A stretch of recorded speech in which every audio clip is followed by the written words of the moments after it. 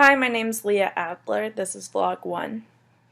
I'm not a huge TV watcher, but I watched The Truman Show over the weekend. It's a movie from the 90s starring Jim Carrey, and I think a lot of the topics in the movie relate to our class, so I decided to talk about it for my assignment. Throughout the past few years, the culture in America has changed. It was rare if criticism of the media got to the public because the media was in charge of communicating with its viewers and readers. This type of communication has led to situations that shaped and molded almost all of our discussions, and it censored and manipulated opinions of watchers. Today's society has a huge obsession with celebrities, and it has become so important to everyday life, people watch them do random things like cook and explore their huge houses. I found that The Truman Show also showed this deceiving media manipulation in a series of events in the life of Truman Burbank, who's played by Jim Carrey. The town is inside a giant dome with technology, and it alters the weather, the appearance of a real town, and so on, but all courtesy of a special effects team in a hidden building.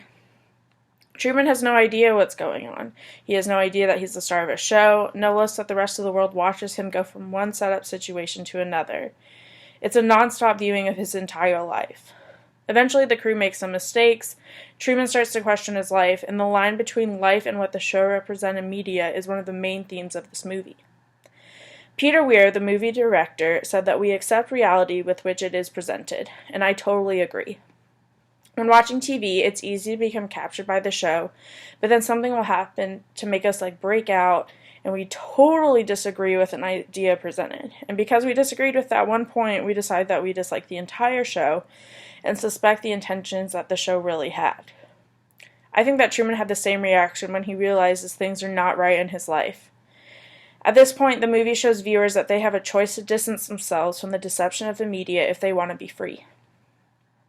I believe that The Truman Show was its own form of media, though. As ideas are projected dramatically, I notice that the movie has an interesting perspective on the meaning of certain things. So just like Truman, we're tricked but also entertained with lifelike storylines and projections. The movie's based on a society like the one we have today. Entertainment groups, news teams, political groups, they're all conveyed as an easy life, full of promise, and something we all want to be a part of. But when uncovered, we see that the world is full of censored manipulation and control. Society today has become more and more of a controlled environment because the media has been helping hand in hand of what's really happening behind our world. I don't think anything can really break us away from our relationship that we have with media. We can definitely try, though.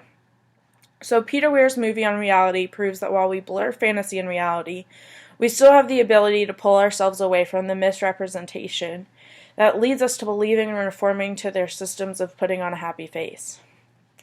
I believe that if Truman Burbank can separate himself from a falsehood that he has lived his whole life, why can't we divorce ourselves from a misled media? I think that we deserve the unbiased and unopinionated truth for ourselves.